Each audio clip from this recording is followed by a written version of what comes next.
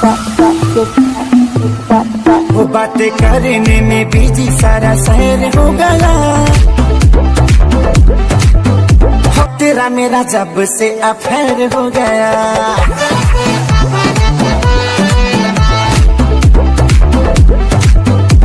दोस्तों आप लोग देख रहे हैं प्रोवाइंस 1 मिलियन। तो फिर से एक बार स्वागत है प्रोवाइंस 1 मिलियन में।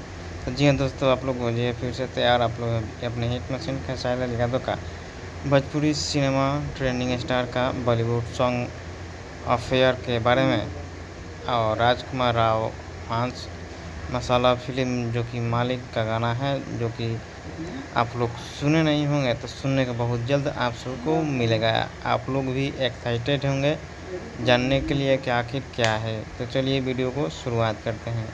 तो सबसे पहले आपसे बता दें कि अपने हिट मशीन खेसारी लाल यादव का बॉलीवुड एक्ट्रेस राजकुमार राव की क्रॉस ड्रामा फिल्म मालिक जो कि रिलीज कर दिया गया है। राजकुमार राव काफ़ी ज़बरदस्त लुक में नज़र आ रहे हैं दोस्तों। बॉलीवुड इस फिल्म का चर्चा चल रहा है भोजपुरी में, मगर लेकिन काफ़ी ज़बरदस्त होने वाला है। खेसारी लाल यादव का गाना जिस टाइटल है अफेयर।